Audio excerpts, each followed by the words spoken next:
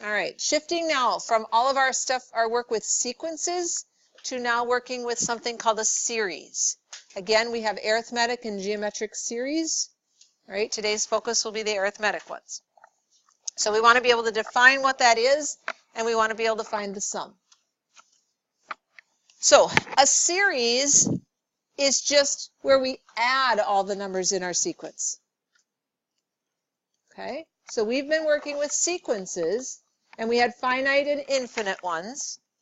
Finite meaning it stops, right? There's an end term. Infinite meaning it keeps going forever. Those are sequences. We just have our numbers separated by commas. A series, again, can be finite or infinite, but now we're adding all of those numbers together. So when we sum a sequence, we are doing a series. Okay? The first one here, they've added it up and gotten a total of 60. Could you have done that? Could you add those numbers up? Okay. Can we get a total for this one?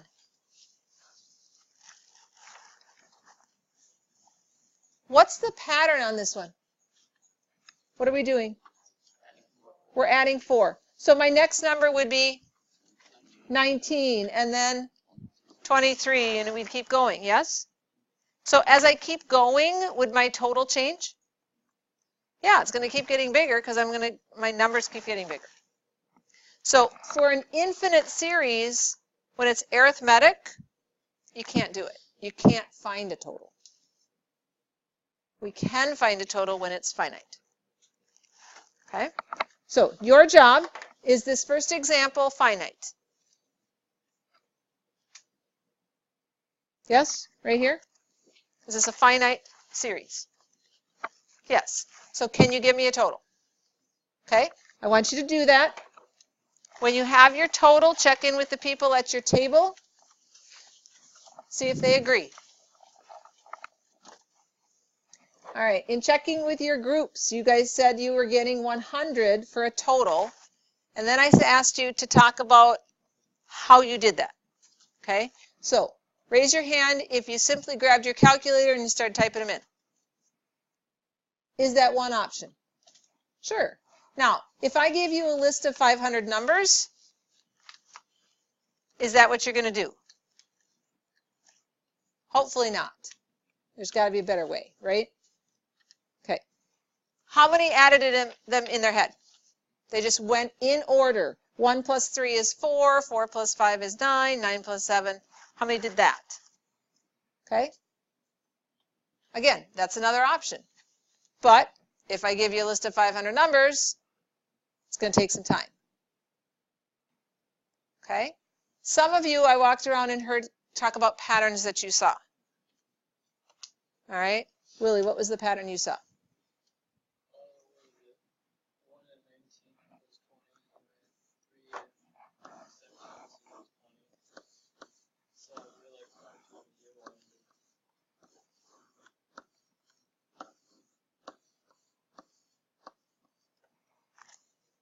Yes? Would that work? Is that faster? Yeah, it's easier to add 20s, right, than saying I'm going to add 9, I'm going to add 16. Okay, it's easier to just add up 20s. How many 20s did we have?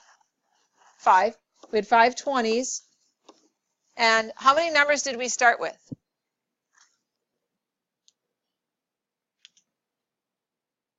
How many did we start with? 10. Okay. Why does that work?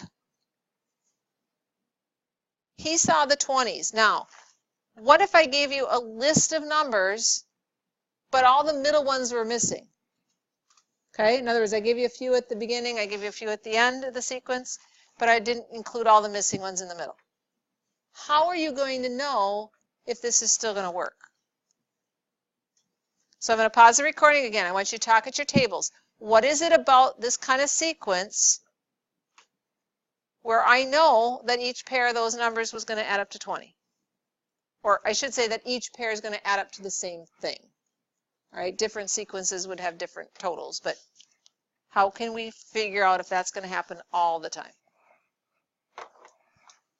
So why does this work? We can't just say, it's a formula, my teacher gave me the formula, it must be true. Yes? We want to know why. What kind of sequence do we have in this one? It's arithmetic, yes? What do we know about arithmetic sequences? We're adding or subtracting the same amount every time, right? There's that common difference. What is the common difference on this one? 2. So, as I move from the first term to the second term, I added 2, yes? Then I kept adding 2. So, when I started pairing these numbers up, we started here and I paired it up with something on the far end. Then I went to this one, right? So already I went up by 2. But what happens on this one, on the end, if I'm moving back from the 19 to the 17? I'm subtracting 2, yes? So every time I move closer in, first and last, I add them up. Now I go to the second term and the second from the last term. Well, I added 2 here, but I subtracted 2 here. I'm going to add another 2, but I'm going to subtract another 2. So every time I move in, adding and subtracting the same amounts canceled it out. I'm not changing my total. Okay? So in an arithmetic sequence, if you add the first and last ones together and then move inward, you will always be getting that same total. Yes? Okay. One group asked, what if there's not an even number of terms? Like in this one, we had 10 numbers, so it was nice we could pair them up. We got 5 pairs. What if there were 11 numbers in the list? Would it still work? I want you to think about that. If I add another number, what's my next number going to be? 21? Okay. Now if I add my first and last, what are my totals? 22. So first plus last gave me 22. Second and second from the last. Does it still give me 22? As I work my way in, am I going to still keep getting 22s? Yes? What's my middle number?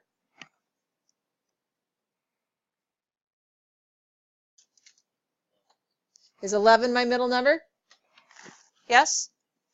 11 would be the only one that doesn't have a pair, right? It's half a pair. What's half of 22? Is it still working? Okay. So our formula says we are summing, and we've been working with formulas that all start out with a sub n, right? That's when we're finding the nth term, so a specific number in our list. S sub n means we are summing those n terms. Okay?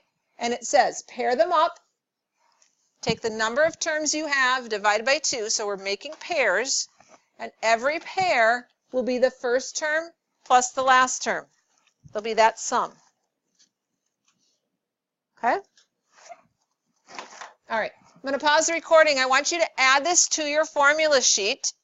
You are adding it in the column that we're dealing with arithmetic stuff, and you're going to put it in the top of the 2 summation boxes. Make sure you include the word finite in that box. And in the bottom box, write the word infinite.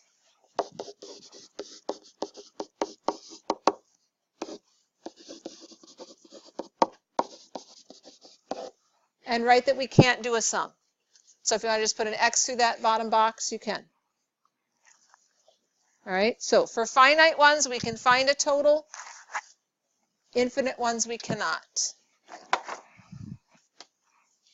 So let's practice using that formula. It says, what is the sum of the even integers from 2 to 100? If I started to write it out, I'd have 2 plus 4 plus 6 plus 8, right? And we're going to keep going. What's the very last number? Last number in my list is 100. Going back, we'd have 98, 96, 94, etc. Yes? All right. How many numbers are in that list?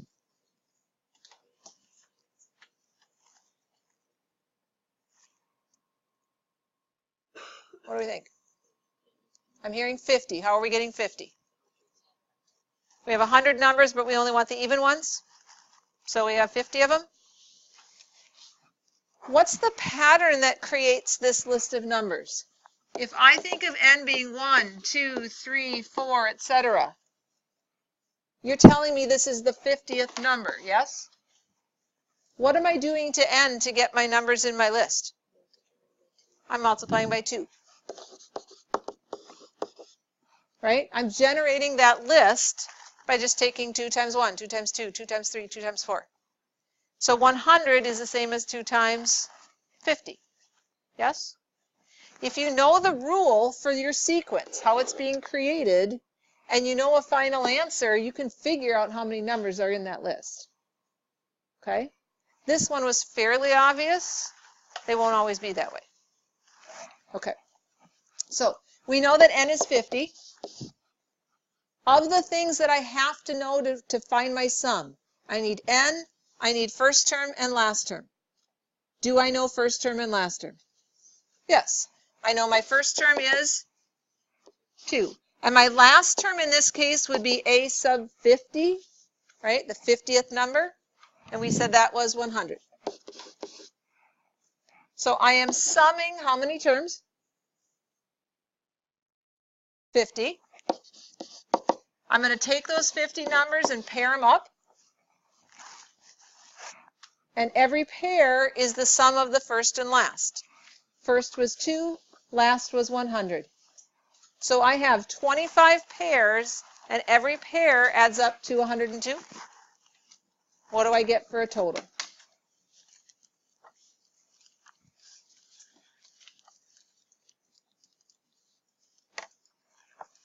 All right, I'm seeing 2550, 2,550. We agree? Okay. Our second example. What is the sum of the finite arithmetic series? 4 plus 9 plus 14 plus 19 plus 24 plus etc. plus 99. So again, the three things I have to have. First term, last term, and n, correct? Do I know my first term? Yes, it is 4. Do I know my last term? Yes, they told me it's 99. Do I know how many numbers are in that list?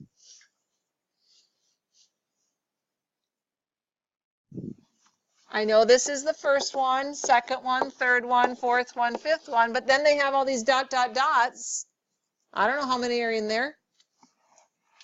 I'm getting out to some number there. We can figure it out because this is arithmetic and we know how to come up with a formula for arithmetic. So you have to take a step back for a minute, set aside the fact they're asking you to add these all up. You need to go back a step to our arithmetic explicit rule. And we can figure out what n has to be. Because we know our first term is 4.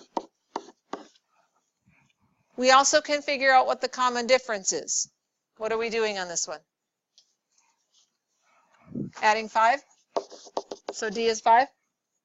Okay, so I know this has to be a 5. I don't know my n value. So I have to leave that as n minus 1. But I know that out here my nth term, whatever that n is supposed to be 99. So my answer has to come out to be 99.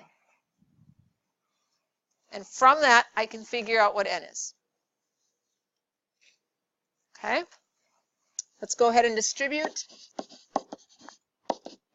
Combining like terms, this side becomes 5n minus 1. Add a 1 over, we get 100, and dividing, we get 20. So n has to be 20. There's 20 numbers in that list. So I now know that 99 is really a sub 20. Okay? Now I can find my sum. So I'm summing 20 numbers. I'm going to do that by pairing them up. And every pair is the sum of the first plus the last.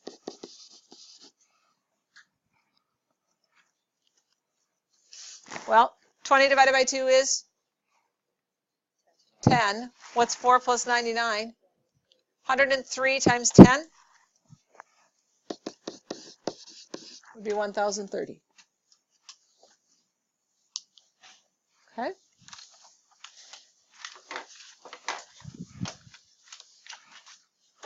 All right. We are going to get a bonus of $10,000 if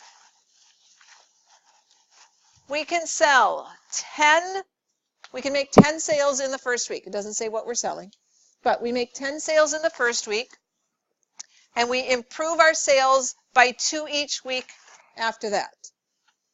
And they are going to have us do this for 50 weeks. And if we can keep up this increase of making 10 sales the first week and then adding 2 each week, by the end of 50 weeks, they'll give us a bonus.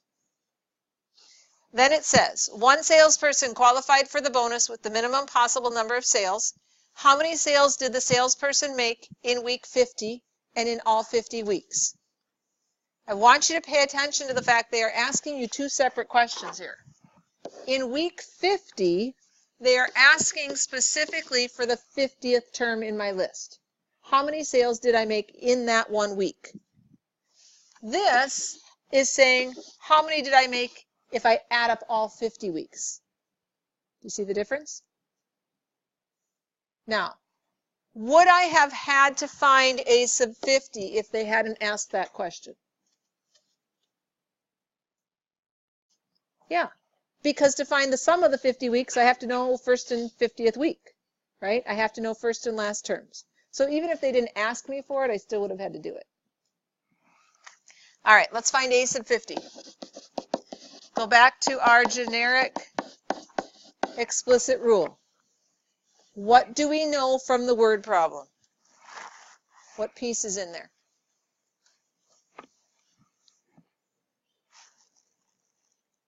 Rachel? Okay, good. First term, we need to make 10 sales that first week. What else do we know? Okay, we have to increase by 2 each week after that, so that would be D. All right. What else do we know?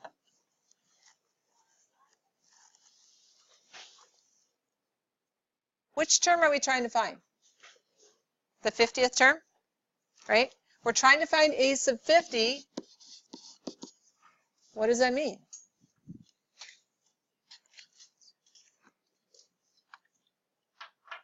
What's the one? N is 50, yes. If we're trying to find a sub 50, that means N has to be 50. So we can put a 50 in for N. So we have 10 plus 49 times 2. What do we get?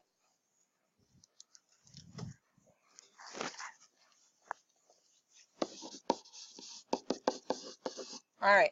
And if we know the 50th term is 108, do we now have enough information to find the sum?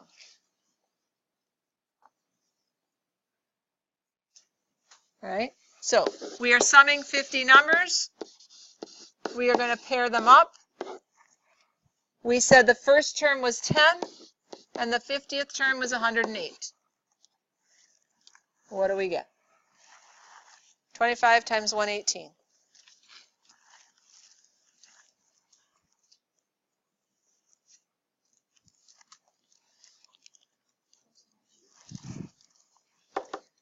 $2,950.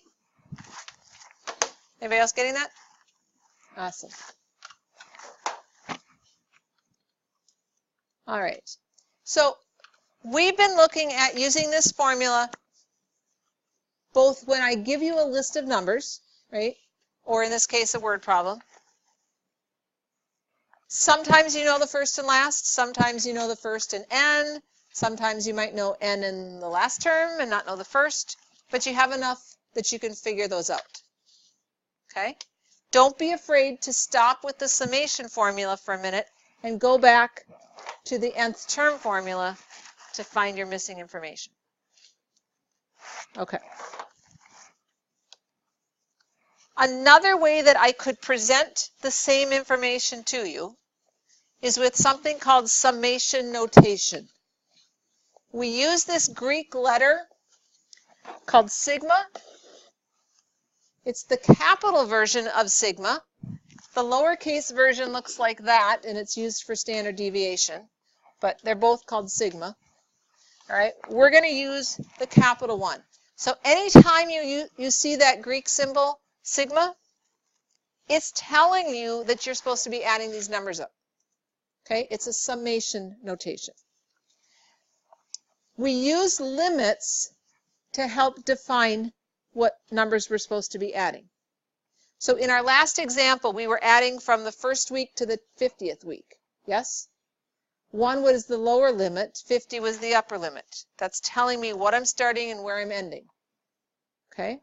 Those limits are going to go above and below your Greek symbol. So this is our lower limit down here. Our upper limit would be up here.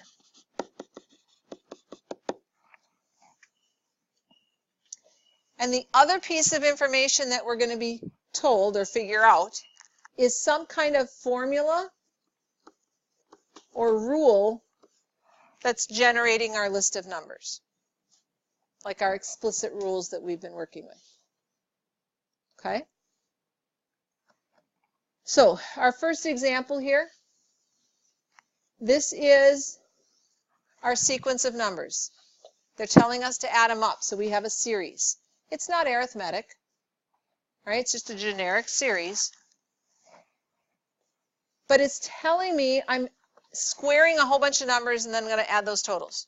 So 3 squared plus 4 squared plus 5 squared plus 6 squared. So if I just say I'm taking some number and squaring it, I can represent that with n squared. Okay? That's the pattern that's being followed.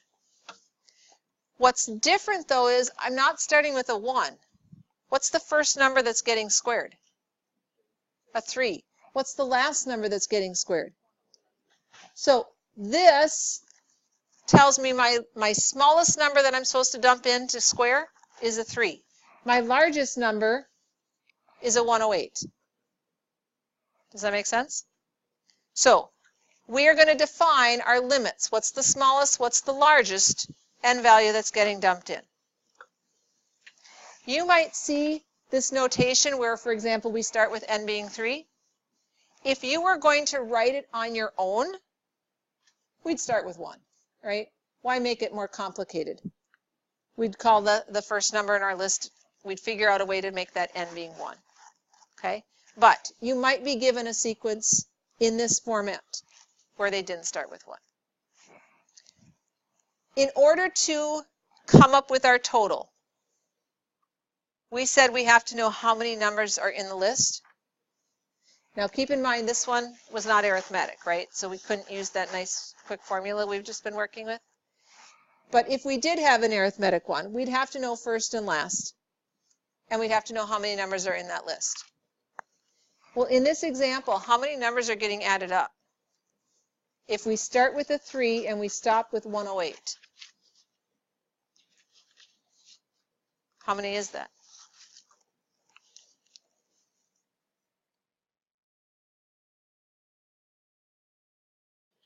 I hear 106. Anybody think of 105? 105 is a real common answer because what are we doing? You're subtracting them, right? You're going from 3 to 108, subtract them. We get 105. However, if you think about it counting from 1, all right, 1, 2, 3, 4, all the way up to 108, we want to add those up. That means the only two numbers we didn't use were 1 and 2. If we have 108 numbers and we didn't use 2 of them, we have 106. So there's really 106 numbers that we're adding up. If you want to just subtract them, that's fine, but you have to remember to add 1 back in because you have to count both the 3 and the 108. Okay? So what we are going to do is we're going to take a series that was written in kind of our normal format, and we're going to, first of all, rewrite it in this summation format, and then we'll find the sum. Is this one arithmetic? Yes? Okay, what do we know about it? Okay, we're adding 4, so D is 4. What else do we know? We know first term, A sub 1. Okay, we know this is my last term, but do we know which one that is in my list? Okay, so I don't really know what n value that one is, but if it's arithmetic, we should be able to figure it out. Okay? Now, to put it in summation notation, we are going to need our lower limit. And remember I said if you're going to write your own summation notation, start with 1, right? It just makes it easier. We have to figure out what this top number is because we don't know 207 is which number in my list. We also need to come up with an explicit rule to put here. Okay? So let's do that first. Let's come up with the rule. We know it's arithmetic, we know we're adding 4, and we know we're starting with a 7. First term is 7. We're adding 4, n minus 1 times. What does that simplify down to?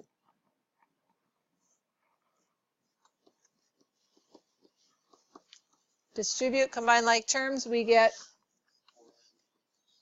plus 3. That's the rule that's being followed to create my sequence. Okay, that would go there. Now, we have to know our upper limit. We know that this answer is supposed to be 207 when we get to that last term. We just don't know what the n value is for it, but we should be able to figure it out. Subtract 3 over and divide. What do we get? 51. All right, so we are going from 1 to 51. We're going to plug all of those numbers into this 4n plus 3, and we're going to add them all up. But we're going to use our shortcut because it's arithmetic. So we are summing 51 numbers.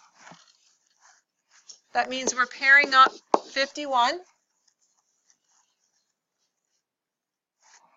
Now, what is my first number? 7. What is my last number? The 51st number. 207. Now, I know that because I gave it to you right up here, right? I gave you the string of numbers. If you didn't have that, if you just were given it from this point on, with summation notation, could we put a 1 in there and get 7? Yes. Could we put the 51 in there and get 207? Yes. So I could give you the same question using either format. You still can find all the pieces you need for your formula. All right, what do we get for a total here?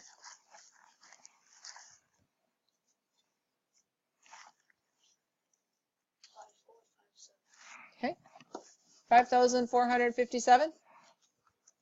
All right.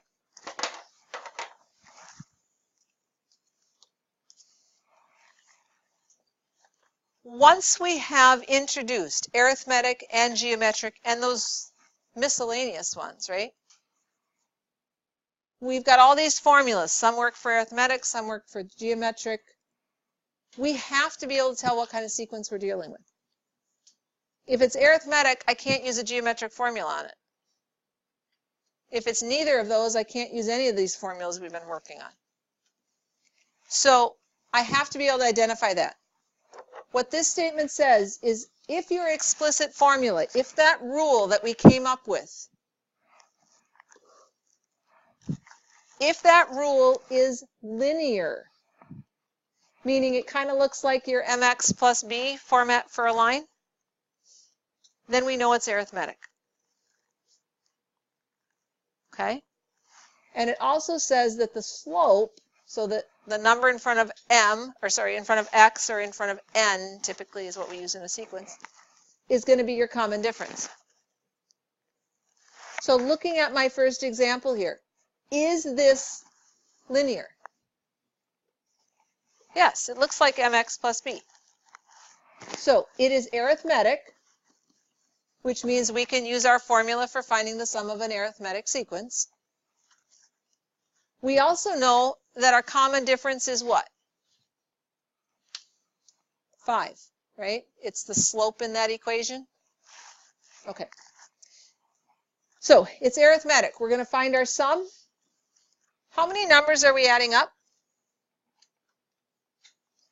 If we go from 1 to 70, we're adding up 70 numbers. All right, so we're going to take 70, we're going to pair it up. My first term is what I get when I plug this first number in. In this case, it's a 1. It doesn't have to be. All right, so my first term is going to be 5 times 1 plus 3, which is 8. My last term is what I get when I put my upper limit in, my last number. So a sub 70 is 5 times 70 plus 3.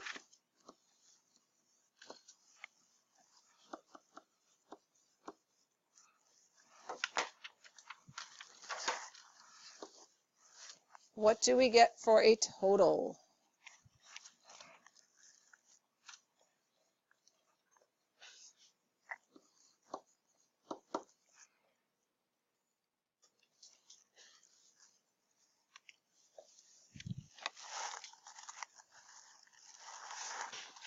Anybody?